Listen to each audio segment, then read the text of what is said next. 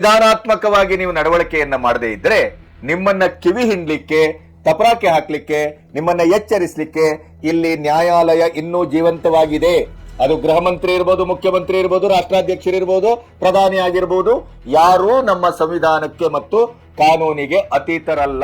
ಅದು ಈಗಾಗಲೇ ಗುರುತಿಸಿಕೊಂಡ ಸಂಘಟನೆ ಅಂತ ಮೇಲಿನ ಕೋರ್ಟುಗಳು, ಹೈಯರ್ ಕೋರ್ಟುಗಳು ಈಗಾಗಲೇ ವಿವಿಧ ತೀರ್ಪುಗಳ ಮೂಲಕ ಸಾಬೀತುಪಡಿಸಿವೆ. ನೋಡಿ, ಲಾಯರ್ಗಳೇ ನೀವ್ಯಾಕೆ ಮಾತಾಡ್ತೀರಿ? ಪತ್ರಿಕೆಯವರೇ ನೀವ್ಯಾಕೆ ಮಾತಾಡ್ತೀರಿ? ಮಾಧ್ಯಮದವರೇ ನೀವ್ಯಾಕೆ ಮಾತಾಡ್ತೀರಿ? ಸೋಷಿಯಲ್ ಮೀಡಿಯಾದವರೇ ನೀವ್ಯಾಕೆ ಮಾತಾಡ್ತೀರಿ? ನಾನು ಮೋಹನ್ ಭಾಗವತ್ ಅವರಿಗೆ ಪತ್ರ ಬರೆದಿದ್ದೇನೆ, ಮೋಹನ್ ಭಾಗವತ್ ಅವರು ಮಾತ್ರ ಉತ್ತರಿಸತಕ್ಕದ್ದು. No way. ನಾನು ಇದನ್ನು ಬಹಳ ಸಮರ್ಥನೀಯವಾಗಿ ಹೇಳಿದ್ದೆ. ಮೋಹನ್ ಭಾಗವತ್ ಅವರು ನಿಮ್ಮ ಕಚೇರಿಗೂ ಬರುವುದಿಲ್ಲ, ನಿಮ್ಮ ಹತ್ರನೂ ಬರುವುದಿಲ್ಲ, ನಿಮ್ಮ ಪ್ರಶ್ನೆಗೆ ಉತ್ತರಿಸುವುದಿಲ್ಲ, ಉತ್ತರಿಸುವ ಪ್ರಮೇಯವೇ ಬರುವುದಿಲ್ಲ ಅಂತ ಹೇಳಿದ್ದೇನೆ. ಕೋರ್ಟ್ ಅದನ್ನೇ ಹೇಳಿದೆ.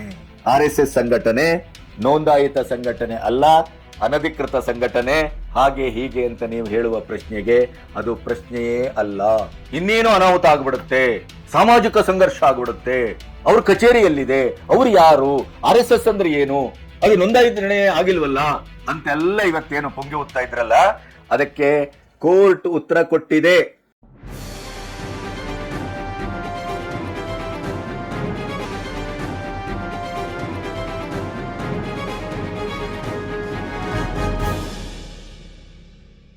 ನಮಸ್ತೆ, ಬಿ ಗಣಪತಿ ನ್ಯೂಸ್ ಚಾನೆಲ್ಗೆ ಸ್ವಾಗತ.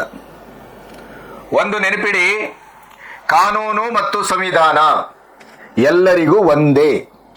ಆಡಳಿತಾತ್ಮಕ ಕಾರಣಕ್ಕಾಗಿ, ಅಧಿಕಾರದ ಕಾರಣಕ್ಕಾಗಿ, ತಮ್ಮ ಪಕ್ಷದ ಸ್ವಾರ್ಥದ ಕಾರಣಕ್ಕಾಗಿ ಅತಿ ಹೆಚ್ಚು ಅಮೈಂಡ್ಮೆಂಟ್ ಮಾಡಿದ್ದಿದ್ರೆ ಈ ದೇಶದಲ್ಲಿ ಅದರ ಒಂದು ಕ್ರೆಡಿಟ್ ಕೂಡ ಕಾಂಗ್ರೆಸ್ಸಿಗೆ ಹೋಗಬೇಕು. ಇಲ್ಲಿಯವರೆಗೆ 78 ವರ್ಷಗಳಲ್ಲಿ ಯಾವುದೇ ರಾಜಕೀಯ ಪಕ್ಷವೂ ಕೂಡ ಸಂವಿಧಾನಾತೀತವಾಗಿ ಸಂವಿಧಾನವನ್ನ ಉಲ್ಲಂಘಿಸಿ ಎಲ್ಲಿಯೂ ಕಾರ್ಯಭಾರವನ್ನ ಮಾಡಿಲ್ಲ. ಆದ್ರೆ ಎಮರ್ಜೆನ್ಸಿಯನ್ನ, ಅಮೈಂಡ್ಮೆಂಟ್ ಅನ್ನ, ಜಾತ್ಯತೀತತೆ ಅನ್ನುವ ಶಬ್ದವನ್ನ ಅಂಬೇಡ್ಕರ್ ವಿರೋಧವಾಗಿ ಸೇರಿಸಿದ್ದನ್ನ, ಇವೆಲ್ಲವನ್ನ ನಾವು ಪ್ರಸ್ತಾಪ ಮಾಡ್ತಾ ಹೋದ್ರೆ ಅದು ಕಾಂಗ್ರೆಸ್ಸಿನ ಇತಿಹಾಸದಲ್ಲಿಯೇ, ಪುಟಗಳಲ್ಲಿಯೇ ದಾಖಲಾಗಿದೆ ವಿನಃ ಬಿಜೆಪಿ ಅಲ್ಲ, ಜನತಾದಳ ಅಲ್ಲ, ಇನ್ನೊಂದಲ್ಲ, ಮಗದೊಂದಲ್ಲ. ಹಾಗಾಗಿ ಎಲ್ಲಿಯೂ ಕೂಡ ನಾವು ಸಂವಿಧಾನದ ರಕ್ಷಕರು, ಸಂವಿಧಾನದ ಪಾಕೆಟ್ ಪುಸ್ತಕವನ್ನ ಹಿಡ್ಕೊಂಡು ಇಡೀ ದೇಶವನ್ನ ಸುತ್ತಾಡಿದ್ರು ಕೂಡ ಸಂವಿಧಾನಾತ್ಮಕವಾಗಿ ನೀವು ನಡವಳಿಕೆಯನ್ನ ಮಾಡದೇ ಇದ್ರೆ ನಿಮ್ಮನ್ನ ಕಿವಿ ಹಿಂಡ್ಲಿಕ್ಕೆ, ತಪರಾಕೆ ಹಾಕ್ಲಿಕ್ಕೆ, ನಿಮ್ಮನ್ನ ಎಚ್ಚರಿಸಲಿಕ್ಕೆ ಇಲ್ಲಿ ನ್ಯಾಯಾಲಯ ಇನ್ನೂ ಜೀವಂತವಾಗಿದೆ. ಅದು ಗೃಹ ಮಂತ್ರಿ ಇರ್ಬೋದು, ಮುಖ್ಯಮಂತ್ರಿ ಇರ್ಬೋದು, ರಾಷ್ಟ್ರಾಧ್ಯಕ್ಷರಿರ್ಬೋದು, ಪ್ರಧಾನಿ ಆಗಿರ್ಬೋದು, ಯಾರೂ ನಮ್ಮ ಸಂವಿಧಾನಕ್ಕೆ ಮತ್ತು ಕಾನೂನಿಗೆ ಅತೀತರಲ್ಲ. ಈ ಪ್ರಜ್ಞೆಯನ್ನ ಇವತ್ತು RSS ಮೇಲೆ ತೀವ್ರವಾಗಿ ದಾಳಿ ಮಾಡ್ತಾ, RSS ಒಂದು ನೋಂದಾಯಿತ ಸಂಘಟನೆಯಲ್ಲ, ಅನಧಿಕೃತ, ಅದರ ಕಚೇರಿಯಲ್ಲಿದೆ, ಅದರ ಸದಸ್ಯರು ಯಾರು, ಅದು ಎಲ್ಲಿ ಯಾವ ರೀತಿ ಕೆಲಸ ಮಾಡ್ತಾ ಇದೆ, ಏನು ಎತ್ತ ಯಾವುದೂ ನಮಗೆ ಗೊತ್ತಿಲ್ಲ ಅನ್ನುವಂತ ಮಾತನಾಡ್ತಾ ಇಡೀ ದೇಶದಲ್ಲಿ ರಾಹುಲ್ ಗಾಂಧಿ ಅವರ ಚಪ್ಪಾಳೆ ಅಭಿನಂದನೆಯನ್ನು ಸ್ವೀಕರಿಸಿ ಬಹಳ ಉಬುತ್ತಾ ಇರುವಂತ ನಮ್ಮ ಗೃಹ ಮಂತ್ರಿಯಾದಂಥ ಪ್ರಿಯಾಂಕಾ ಖರ್ಗೆ ಅವರಿಗೆ ವಿಶೇಷ ನ್ಯಾಯಾಲಯ ಇವತ್ತು ಸರಿಯಾದ ಮೂಗನ್ನ ಹಿಡಿದು, ಕಿವಿಯನ್ನ ಹಿಡಿದು, ಎರಡು ಕೆನ್ನೆಗೆ ಬಾರಿಸಿ ಸಂವಿಧಾನಾತ್ಮಕವಾಗಿಯೇ ಹೈಕೋರ್ಟ್ ಇಂದ ಸುಪ್ರೀಂ ಕೋರ್ಟ್ ವರೆಗಿನ ಹಲವು ತೀರ್ಪುಗಳನ್ನ ಇಟ್ಟು RSS ಅಂದ್ರೆ ಏನು, RSS ಒಂದು ಅನಧಿಕೃತ ಸಂಘಟನೆಯೇ, RSS ಒಂದು ನೋಂದಾವಣೆ ಆಗದೇ ಇದ್ದಂತ ಯಾವುದೋ ಒಂದು ಪುಟಗೋಸಿ ಸಂಘಟನೆಯೇ ಏನು ಅನ್ನುವುದಕ್ಕೆ ಸರಿಯಾದ ಉತ್ತರವನ್ನ ಕೊಟ್ಟಿದೆ. ಪ್ರಿಯಾಂಕಾ ಖರ್ಗೆ ಅವರಿಗೆ ಮುಟ್ಟಿ ನೋಡಿಕೊಳ್ಳುವ ಹಾಗೆ ವಿಶೇಷ ನ್ಯಾಯಾಲಯದ ನ್ಯಾಯಾಧೀಶರಾದಂತ ಸಂದೀಪ್ ಪಾಟೀಲ್ ಅವರು ತಕ್ಕದಾಗಿ ಬುದ್ಧಿ ಹೇಳಿದ್ದಾರೆ. ಅವರ ಮೇಲೆ ಈಗ ಏನು RSS ಕಾರ್ಯಕರ್ತ ತೇಜಸ್ ಅವರು RSS ಬಗ್ಗೆ ಆಡಬಾರದ ಮಾತುಗಳನ್ನೆಲ್ಲ ಆಡಿದ್ರು ಅಂತ ಹೇಳಿ ಪ್ರಿಯಾಂಕಾ ಖರ್ಗೆ ಅವರ ಮೇಲೆ ಮತ್ತು ನಲಪಾಡ್ ಅವರ ಮೇಲೆ ಏನು ಮಾನನಷ್ಟ ಮೊಕದ್ದಮೆ ಹಾಕಿದ್ರು, ಆ ಮೊಕದ್ದಮೆಗೆ ತಿರುಗೇಟು ಕೊಡುವ ಮೂಲಕ ನಾನು ಒಂದು ಕಲ್ಲಲ್ಲಿ ಎರಡು ಹಕ್ಕಿಯನ್ನ ಹೊಡೆತೇನೆ, RSS ಇಡೀ ಅಸ್ತಿತ್ವವನ್ನೇ ನಾನು ಪ್ರಶ್ನೆ ಮಾಡುವ ಮೂಲಕ ಕಾನೂನಾತ್ಮಕವಾಗಿ ನಾನು ಯಾವ ರೀತಿಯ ಒಂದು ಸ್ಪರ್ಧೆ ಮತ್ತು ತಪರಾಕೆ ಹೊಡೆತೇನೆ ನೋಡ್ತಾ ಇರಿ ಅನ್ನುವಂತ ಬಹಳ ಉಮೇದಿನಲ್ಲಿ ಆ ಮಾನನಷ್ಟ ಮೊಕದ್ದಮೆಯ ವಿರುದ್ಧ ಒಂದು ಅರ್ಜಿಯನ್ನ ಪ್ರಿಯಾಂಕಾ ಖರ್ಗೆ ಅವರು ಸಲ್ಲಿಸಿದರು. ಆ ಅರ್ಜಿಯನ್ನ ಇವತ್ತು ತಲೆಬುಡ ಇಲ್ಲ, ನಿಮ್ಮ ಪ್ರಶ್ನೆಯೇ ಅಲ್ಲ, ನೀವು ಎತ್ತಿರುವಂತ ಪ್ರಶ್ನೆ ಸಮರ್ಥನೀಯವೇ ಅಲ್ಲ ಅನ್ನುವ ಮೂಲಕ ವಿಶೇಷ ನ್ಯಾಯಾಲಯದ ನ್ಯಾಯಾಧೀಶರಾದಂತ ಸಂದೀಪ್ ಪಾಟೀಲ್ ಅವರು ಆ ಅರ್ಜಿಯನ್ನ ತಿರಸ್ಕಾರ ಮಾಡಿದ್ದಾರೆ. ಅಷ್ಟೇ ಅಲ್ಲ, RSS ಅಸ್ತಿತ್ವದ ಬಗ್ಗೆ, RSS ನೋಂದಾವಣೆಯ ಬಗ್ಗೆ, RSS ಇಡೀಯದಾದಂಥ ಅದರ ಪರಿಕ್ರಮದ ಪರಿಕಲ್ಪನೆಯ ಬಗ್ಗೆ ಸ್ಪಷ್ಟವಾದ ತೀರ್ಪುಗಳು, ಸಂವಿಧಾನ, ಕಾನೂನು ಎಲ್ಲವನ್ನ ಇಟ್ಟುಕೊಂಡು ಎಷ್ಟರ ಮಟ್ಟಿಗೆ ಅಂತಂದ್ರೆ ಇನ್ನು ಯಾವುದೇ ರೀತಿಯಲ್ಲೂ ಪ್ರಿಯಾಂಕಾ ಖರ್ಗೆಯವರು RSS ಬಗ್ಗೆ ಎತ್ತುವ ಪ್ರಶ್ನೆಗಳಿಗೆ ಕಾನೂನಾತ್ಮಕವಾದಂತ ಯಾವುದೇ ಪುರಸ್ಕಾರ ಇಲ್ಲ, ನೆಲೆಗಟ್ಟಿಲ್ಲ, ಸಮರ್ಥನೆ ಇಲ್ಲ ಅನ್ನೋದನ್ನ ವಿಶೇಷ ನ್ಯಾಯಾಲಯದ ನ್ಯಾಯಾಧೀಶರು ಸ್ಪಷ್ಟಪಡಿಸಿದ್ದಾರೆ. ಇಲ್ಲಿಯವರೆಗೆ ಆ ಕೆಲಸವನ್ನ ಸುಪ್ರೀಂ ಕೋರ್ಟಿನ, ಹೈಕೋರ್ಟಿನ ಬಹಳ ಸಂವಿಧಾನದ ತಜ್ಞತೆ ಉಳ್ಳಂತ ಲಾಯರ್ಗಳು ಮಾಡಿದ್ರ ಕೆಲಸನ. RSS ಹೇಳ್ತಾ ಬಂದಿತ್ತು 100 ವರ್ಷ ದಾಟಿದ್ದೇವೆ, ಈ ಎಲ್ಲಾ ಪ್ರಶ್ನೆಗಳಿಗೂ ನಾವು ದೇಶದ ಪ್ರಥಮ ಪ್ರಧಾನಿ ನೆಹರು ಅವರಿಂದ ಇವತ್ತಿನವರೆಗೆ, ಆಮೇಲೆ ಹೈಕೋರ್ಟ್, ಲೋವರ್ ಕೋರ್ಟ್ ಇಂದ ಸುಪ್ರೀಂ ಕೋರ್ಟಿನವರೆಗೆ ಸಂವಿಧಾನದ 19/1C ಮತ್ತು 19/4 ಆ ವಿಧಿಯ ಪ್ರಕಾರ ಸಂಘಟನೆ ಕಟ್ಟಿಕೊಳ್ಳುವ ರೀತಿ ಮತ್ತು ಅದಕ್ಕೆ ಯಾವುದೇ ಅಧಿಕೃತವಾದಂತ ನೋಂದಣಿಯ ಅಗತ್ಯ ಇಲ್ಲ ಅನ್ನುವ ಸಾಂವಿಧಾನಿಕ ಪೀಠದ ಒಂದು ಪ್ರಜ್ಞೆಯ ಮೂಲಕ ಉತ್ತರಿಸ್ತಾ ಬಂದರೂ ಕೂಡ ಪ್ರಿಯಾಂಕಾ ಖರ್ಗೆ ಅವರಿಗೆ ಅದು ಅರ್ಥ ಆಗಿರಲಿಲ್ಲ. ಈಗ ಸ್ವತಃ ಕೋರ್ಟು ಅವರಿಗೆ ಸರಿಯಾದ ತಪರಾಕ್ಕೆ ಹೊಡೆದಿದೆ. ಇದೊಂದು ಬಹಳ ದೊಡ್ಡ ಹಿನ್ನಡೆ, ಮುಜುಗರ ಅಷ್ಟೇ ಅಲ್ಲ, ಇನ್ನು ಮುಂದೆ RSS ಕೂಡ ಬಹಳ ದೊಡ್ಡ ತೀರ್ಮಾನವನ್ನ ತೆಗೆದುಕೊಂಡಿದೆ. ಹಾಗಾದ್ರೆ ಏನದು? ಈ ಎಲ್ಲ ವಿವರಗಳನ್ನ ನಿಮ್ಮೊಟ್ಟಿಗೆ ಹಂಚ್ಕೋಬೇಕು. ಇಲ್ಲಿಯವರೆಗೆ ನನ್ನ ಚಾನೆಲ್ ಅನ್ನ ಸಬ್ಸ್ಕ್ರೈಬ್ ಮಾಡದೇ ಇದ್ರೆ ಸಬ್ಸ್ಕ್ರೈಬ್ ಮಾಡಿ ಮತ್ತು ನಮ್ಮ ಸ್ವತಂತ್ರ ಪತ್ರಿಕೋದ್ಯಮಕ್ಕೆ ಆರ್ಥಿಕವಾಗಿ ಬೆಂಗಾವಲಾಗಿ. ಜೊತೆಗೆ ಇವತ್ತು ನ್ಯಾಯಾಧೀಶರು ಕೊಟ್ಟಂತ ತೀರ್ಪು, ಅವರು ಅರ್ಜಿಯನ್ನ ತಿರಸ್ಕರಿಸಿದ್ದು, ಜುಲೈ 21ಕ್ಕೆ ಸ್ವತಃ ತಾವು ಹಾಜರಾಗಬೇಕು ಅಂತ ಅವರು ಸೂಚನೆ ಕೊಟ್ಟದ್ದು, ಇವೆಲ್ಲದರ ಬಗ್ಗೆ ನಾವೇನು ಇವತ್ತು ಮಥನ ಮಾಡ್ತಾ ಇದ್ದೇವೆ, ಚರ್ಚೆ ಮಾಡ್ತಾ ಇದ್ದೇವೆ, ಅದರ ಬಗ್ಗೆ ನಿಮ್ಮ ಅಭಿಪ್ರಾಯ ಏನು ಅನ್ನೋದನ್ನು ಕೂಡ ಖಚಿತವಾಗಿ ನಮಗೆ ತಿಳಿಸಿ. ಅದರ ಮೇಲೆ ಮತ್ತೆ ನಾವು ಚರ್ಚೆಯನ್ನ ಮುಂದುವರಿಸಬಹುದು ಕೂಡ. ಈಗ ನೋಡಿ, RSSಗೆ ಎದುರು ನಿಂತು RSS ನ ಅಸ್ತಿತ್ವವನ್ನೇ ಪ್ರಶ್ನಿಸ್ತಾ ನನ್ನ ಮೇಲೆ ಹಾಕಿದಂತ ಮೊಕದ್ದಮೆಯನ್ನ, ಮಾನನಷ್ಟ ಮೊಕದ್ದಮೆಯನ್ನ ಊರ್ಜಿತವೇ ಅಲ್ಲ ಅನ್ನುವಂತ ರೀತಿಯಲ್ಲಿ ಕಾನೂನಾತ್ಮಕವಾಗಿ ಅದನ್ನ ಸ್ಕ್ವಾಶ್ ಮಾಡಿಸ್ಬಿಡ್ಬೇಕು ಅನ್ನುವಂತ ಉಮೇದಿನಲ್ಲಿ ವಿಶೇಷ ನ್ಯಾಯಾಲಯಕ್ಕೆ ಅರ್ಜಿಯನ್ನ ಸಲ್ಲಿಸಿದ್ರು ಪ್ರಿಯಾಂಕಾ ಖರ್ಗೆ ಅವರು. ರಿಜಿಸ್ಟರ್ಡ್ ಅಲ್ಲದ, ನೋಂದಾಯಿತ ಸಂಸ್ಥೆಯೇ ಅಲ್ಲದ, ಹಾಗಾಗಿ ಇನ್ನೊಬ್ಬರ ಮೇಲೆ ಅವರು, ಅಂದ್ರೆ RSS ಒಂದು ನೋಂದಾಯಿತ ಸಂಘಟನೆ ಅಲ್ಲ, ರಿಜಿಸ್ಟರ್ಡ್ ಅಲ್ಲ, ಅಧಿಕೃತ ಸಂಸ್ಥೆ ಅಲ್ಲ, ಸಂಘ ಅಲ್ಲ. ಆ ಸಂಘದ ಒಬ್ಬ ಕಾರ್ಯಕರ್ತ ನಮ್ಮ ಮೇಲೆ ಮಾನನಷ್ಟ ಮೊಕದ್ದಮೆಯನ್ನ ಹೇಗೆ ಹಾಕ್ತಾರೆ, ಅದು ಹೇಗೆ ಹಾಕ್ಲಿಕ್ಕೆ ಸಾಧ್ಯ ಅನ್ನುವಂತ ನೆಲೆಯಲ್ಲಿ ಅರ್ಜಿಯನ್ನ ಹಾಕಿದ್ರು. ಆದ್ರೆ ಜೂನಿಯರ್ ಖರ್ಗೆ ಅವರಿಗೆ ಆ ಆಕ್ಷೇಪದ ಅರ್ಜಿ ಅದು ಮಾನ್ಯವಾಗುವುದು ಬಿಡಿ, ನೀವು ಕೇಳಿದ ಪ್ರಶ್ನೆಯೇ ಅಲ್ಲ, ಅದು ಸಮರ್ಥನೆಯೂ ಅಲ್ಲ, ಅದು ಅಸಮರ್ಥನೀಯ ಅನ್ನುವಂತ ನೆಲೆಯಲ್ಲಿ ಅದನ್ನ ತಿರಸ್ಕಾರ ಮಾಡಿದಂತ ವಿಶೇಷ ನ್ಯಾಯಾಲಯದ ನ್ಯಾಯಾಧೀಶರಾದಂತ ಸಂದೀಪ್ ಪಾಟೀಲ್ ಅವರು ಜುಲೈ 21ರಂದು ಖುದ್ದು ಹಾಜರಾಗುವಂತೆ ಸಮನ್ಸ್ ಅನ್ನ ನೀಡಿದ್ದಾರೆ. ಇಷ್ಟಕ್ಕೆ ಅವರ ತೀರ್ಪು ಅಥವಾ ಸಮನ್ಸೋ ಮಿತಿಗೊಂಡಿದ್ದಿದ್ರೆ ನಾವು ಮತ್ತೆ ಮಾತಾಡುವ ಪ್ರಶ್ನೆ ಇರಲಿಲ್ಲ.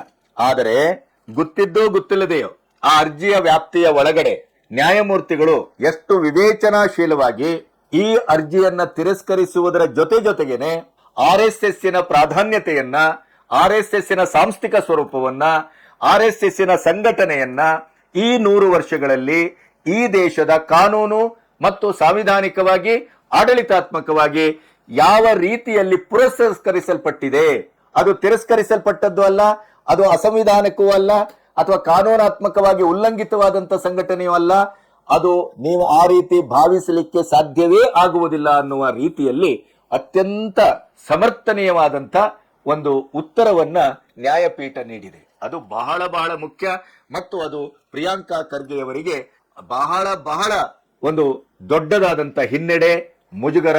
ಮತ್ತು ಕೋರ್ಟ್ ಯಾವ ಮಟ್ಟಕ್ಕೆ ಕೇಳಿದೆ ಅಂದ್ರೆ, ಕಾನೂನಾತ್ಮಕವಾಗಿ ನಿಮಗೆ ಈ ವಿಷಯಗಳು ತಿಳಿದಿಲ್ವೇ, ಓದ್ಕೊಂಡಿಲ್ವೇ, ತಿಳುವಳಿಕೆ ಮಾಡ್ಕೊಂಡಿಲ್ವೇ ಅನ್ನುವ ಪ್ರಶ್ನೆಯನ್ನು ಕೂಡ ಕೇಳಿದೆ. ವಿಶೇಷ ನ್ಯಾಯಾಧೀಶರಾದಂತಹ ಸಂದೀಪ್ ಪಾಟೀಲ್ ಅವರು ಈ ಅರ್ಜಿ ಸಮರ್ಥನಾರ್ಹವಲ್ಲ, ತಾತ್ವಿಕವಾಗಿ ನೀವು ಎತ್ತಿದ ಪ್ರಶ್ನೆಯೇ ಅಲ್ಲ ಅಂತ ಆರಂಭಿಸಿ, ಇದೊಂದು RSS ನೋಂದಾಯಿತ ಸಂಘಟನೆ ಅಲ್ಲ, ಅಧಿಕೃತ ದಾಖಲೆ ಇಲ್ಲದ ಸಂಘಟನೆಯ ಸದಸ್ಯರು ಕ್ರಿಮಿನಲ್ ಮೊಕದ್ದಮೆ ಹಾಕಲು ಅರ್ಹರೇ ಅಲ್ಲ ಅನ್ನುವಂಥ ಖರ್ಗೆಯವರ ವಾದವನ್ನ ಸಂಪೂರ್ಣವಾಗಿ ತಳ್ಳಿ ಹಾಕಿದೆ. RSS ಕಾರ್ಯಕರ್ತ ತೇಜಸ್ ಪ್ರಿಯಾಂಕಾ ಖರ್ಗೆ ಮತ್ತು ನಲಪಾಡ್ ಅವರ ಮೇಲೆ ಹಾಕಿದ ಕ್ರಿಮಿನಲ್ ಮಾನನಷ್ಟ ಮೊಕದ್ದಮೆಯನ್ನ ಪುರಸ್ಕರಿಸಿ ನೀವು ಕೊಟ್ಟ ಕಾರಣ ಸಕಾರಣವಾಗಿಲ್ಲ, ಪರಿಗಣಿಸಲು ಆಗುವುದಿಲ್ಲ, RSS ಪರಿಗಣಿಸಲಾಗುವುದಿಲ್ಲ. BNS ಕಲಂ 356 356 ಅಡಿ ಪ್ರಿಯಾಂಕಾ ಖರ್ಗೆ ಮತ್ತು ಮೊಹಮ್ಮದ್ ನಲಪಾಡ್ ಹ್ಯಾರಿಸ್ ಜುಲೈ 21ಕ್ಕೆ ನ್ಯಾಯಾಲಯಕ್ಕೆ ಖುದ್ದು ಹಾಜರಾಗುವಂತೆ ಸಮನ್ಸ್ ಅನ್ನ ಜಾರಿ ಮಾಡಿದ್ದಾರೆ. ಲಾಯರ್ ಮೂಲಕ ಹಾಜರಾಗುವಂತಿಲ್ಲ, ಖುದ್ದು ಹಾಜರಾಗಬೇಕು.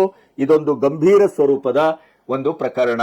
ಮುಂದೆ ಬಹಳ ಅದ್ಭುತವಾದಂತ ಪಾಯಿಂಟ್ ಅನ್ನ ನ್ಯಾಯಾಧೀಶರಾದಂತ ಸಂದೀಪ್ ಪಾಟೀಲ್ ಅವರು ಸ್ಪಷ್ಟೀಕರಿಸ್ತಾರೆ. RSS ನಗಣ್ಯ ಸಂಸ್ಥೆ ಅಲ್ಲ. ನಂಬರ್ 1, ಅನಾಮಧೇಯ ಸಂಘಟನೆಯೂ ಅಲ್ಲ.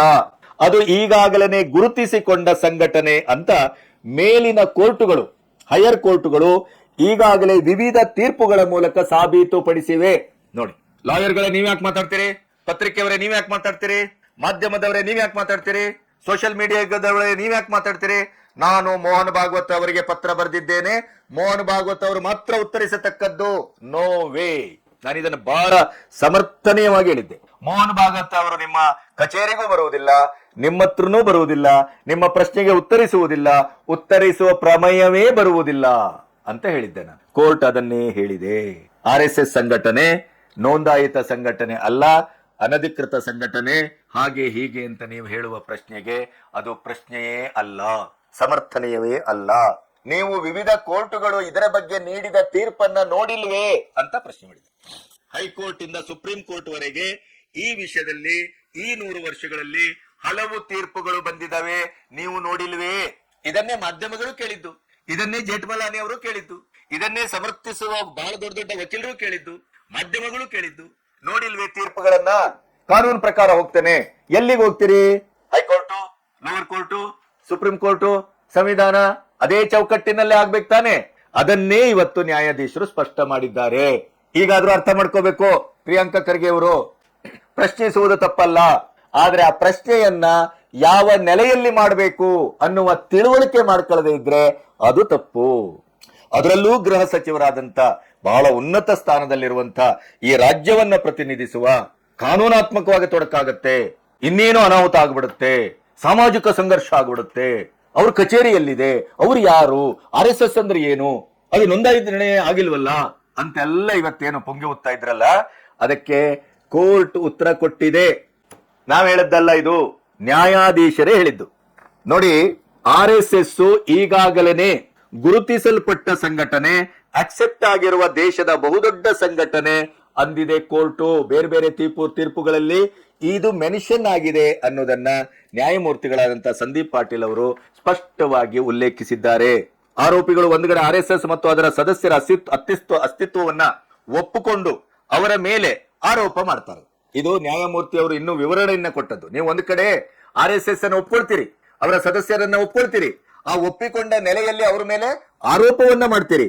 ಇನ್ನೊಂದೆಡೆ ದೂರು ವಿಚಾರಣೆಗೆ ಬಾರದಂತೆ RSSನ ಅಸ್ತಿತ್ವವನ್ನೇ ಪ್ರಶ್ನೆ ಮಾಡ್ತೀರಿ. ಈ ದ್ವಂದ್ವ ಯಾಕೆ, ಈ ಇಬ್ಬಗೆಯ ನೀತಿ ಯಾಕೆ ಅಂತ ಕೋರ್ಟು ಬಹಳ ಸ್ಪಷ್ಟವಾಗಿ ಹೇಳಿದೆ. ಆಮೇಲೆ ಕೋರ್ಟು ಎಷ್ಟು ಚಂದವಾಗಿ ಅದನ್ನು ವಿವರಿಸ್ತಾ ಹೋಗ್ತದೆ ಅಂತಂದ್ರೆ, ವ್ಯಕ್ತಿ ಎಂಬ ಪದವು ನೋಂದಾಯಿತ ಆಗಿರಲಿ ಆಗದೇ ಇರಲಿ, ಅದು ಯಾವುದೇ ಒಂದು ಕಂಪನಿ ಸಂಘವನ್ನ ಒಳಗೊಂಡಿರುತ್ತದೆ, ಪ್ರತಿನಿಧಿಸುತ್ತದೆ.